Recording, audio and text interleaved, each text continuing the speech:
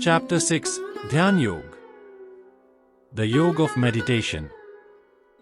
Sri Krishna continues the comparative evaluation between Karma Yoga, the practice of spirituality while performing worldly duties, and Karma Sannyas, the practice of spirituality in a renounced state, in this chapter. He reiterates that Karma Yoga is a more practicable path than Karma Sannyas.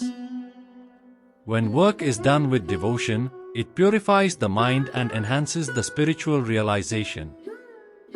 The mind then becomes tranquil, and meditation becomes the primary means of elevation. The yogis strive to conquer the mind through meditation because, while a trained mind is the best friend, an untrained mind can be the worst enemy for a spiritual aspirant. Sri Krishna cautions Arjuna that by merely engaging in severe austerities, one cannot progress on the spiritual path. Therefore, moderation must be maintained, even in basic necessities like food, sleep, work, recreation, etc. Sri Krishna then explains Yoga Sadhana, or the spiritual practice for uniting the mind with God. He says, similar to a lamp that does not flicker in a windless place, a sadhak should practice keeping his mind steady in meditation. He agrees that it is difficult to restrain the mind, but it can be controlled by practice and detachment. Therefore, whenever it wanders away, one needs to bring it back and continue to focus on God. Then the mind gets purified and is established in transcendence or samadhi, which is a joyous state where one experiences infinite divine bliss. Arjuna asks what happens to those spiritual aspirants who begin their journey, but due to an unsteady mind, they are unable to reach their goal. Sri Krishna reassures him that those who strive for God realization are able to overcome evil. God keeps an account of all our accumulated spiritual merits from past lives and reawakens their wisdom in future births. In this way, they can continue their journey from where they had left off. And with the help of their accrued merits from previous lives, in their present life, the yogis fast track towards God. The Lord then concludes this chapter with a declaration that the yogi, who strives to unite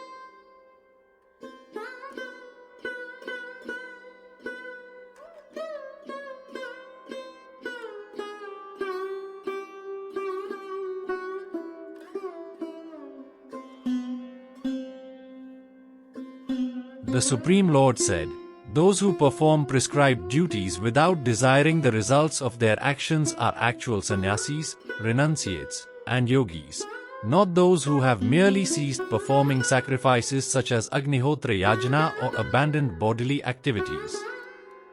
What is known as sannyas is non-different from yoga, for none become yogis without renouncing worldly desires. To the soul who is aspiring for perfection in yoga, work without attachment is said to be the means. To the sage who is already elevated in yoga, tranquility in meditation is said to be the means. When one is neither attached to sense objects nor to actions, such a person is said to be elevated in the science of yoga, having renounced all desires for the fruits of actions. Elevate yourself through the power of your mind, and not degrade yourself, for the mind can be the friend and also the enemy of the self. For those who have conquered the mind, it is their friend. For those who have failed to do so, the mind works like an enemy. The yogis who have conquered the mind rise above the dualities of cold and heat, joy and sorrow, and honor and dishonor. Such yogis remain peaceful and steadfast in their devotion to God. The yogi who are satisfied by knowledge and discrimination, and have conquered their senses, remain undisturbed in all circumstances. They see everything, dirt, stones, and gold, as the same. The yogis look upon all, well-wishers, friends, foes, the pious, and the sinners, with an impartial intellect. The yogi who is of equal intellect toward friend, companion, and foe, neutral among enemies and relatives, and unbiased between the righteous and sinful, is considered to be distinguished among humans. Those who seek the state of yoga should reside in seclusion, constantly engaged in meditation with a controlled mind and body, getting rid of desires and possessions for enjoyment. To practice yoga, one should make an asan, seat, in a sanctified place by placing kush grass, deer skin, and a cloth, one over the other. The asan should be neither too high nor too low.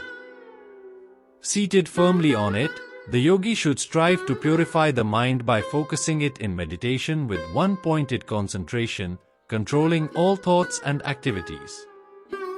He must hold the body, neck, and head firmly in a straight line, and gaze at the tip of the nose, without allowing the eyes to wander.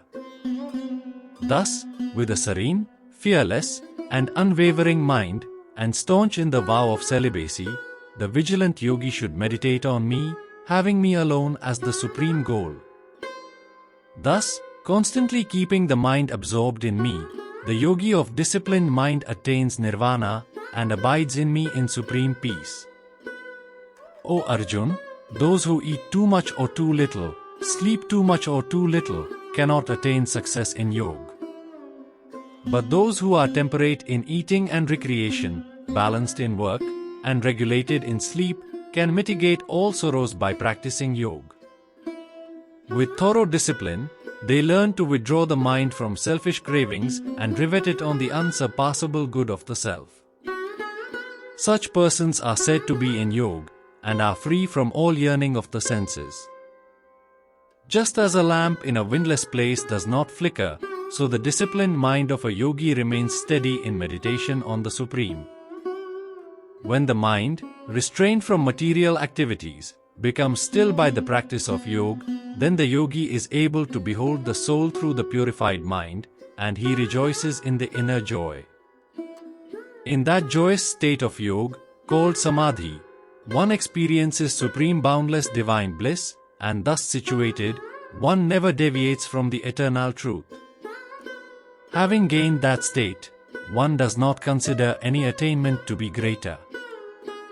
Being thus established, one is not shaken even in the midst of the greatest calamity. That state of severance from union with misery is known as yoga. This yoga should be resolutely practiced with determination free from pessimism. Completely renouncing all desires arising from thoughts of the world, one should restrain the senses from all sides with the mind.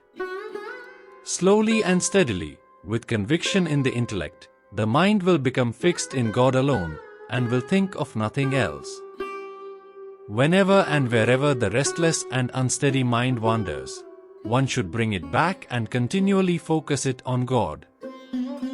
Great transcendental happiness comes to the yogi whose mind is calm, whose passions are subdued, who is without sin, and who sees everything in connection with God. The self-controlled yogi, thus uniting the self with God, becomes free from material contamination, and being in constant touch with the Supreme, achieves the highest state of perfect happiness.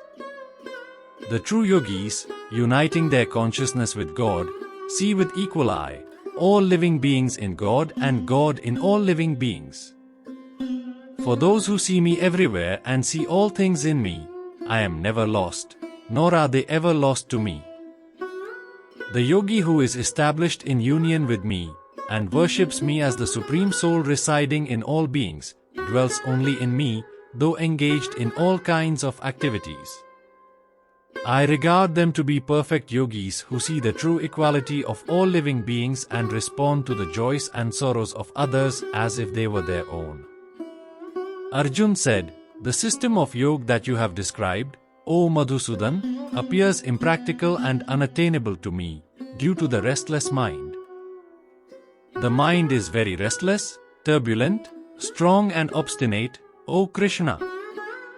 It appears to me that it is more difficult to control than the wind." Lord Krishna said, "O mighty armed son of Kunti, what you say is correct. The mind is indeed very difficult to restrain. But by practice and detachment, it can be controlled. Yoga is difficult to attain for one whose mind is unbridled. However, those who have learned to control the mind, and who strive earnestly by proper means, can attain perfection in yoga. This is my opinion. Arjun said, "What is the fate of the unsuccessful yogi who begins the path with faith, but who does not endeavor sufficiently due to an unsteady mind and is unable to reach the goal of yoga in this life? Does not such a person who deviates from yoga get deprived of both material and spiritual success, O mighty armed Krishna, and perish like a broken cloud with no position in either sphere? O Krishna, please dispel this doubt of mine completely, for who other than you can do so?" The Supreme Lord said, "O Parth, one who engages on the spiritual path does not meet with destruction either in this world or the world to come. My dear friend, one who strives for God realization is never overcome by evil. The unsuccessful yogis, upon death, go to the abodes of the virtuous. After dwelling there for many ages, they are again reborn in the earth plane, into a family of pious and prosperous people. Else, if they had developed dispassion due to long practice of yoga, they are born into a family endowed with divine wisdom. Such a birth is very difficult to attain in this world. On taking such a birth, O descendant of Kurus, they reawaken the wisdom of their previous lives, and strive even harder toward perfection in yoga. Indeed, they feel drawn toward God, even against their will, on the strength of their past discipline. Such seekers naturally rise above the ritualistic principles of the scriptures. With the accumulated merits of many past births, when these yogis engage in sincere endeavors to make further progress, they become purified from material desires and attain perfection in this life itself. A yogi is superior to the tapasvi, ascetic, superior to the jnani, a person of learning, and even superior to the karmi, ritualistic performer. Therefore, O Arjun, strive to be a yogi. Of all yogis, those whose minds are always absorbed in me, and who engage in devotion to me with great faith, them I consider to be the highest of all.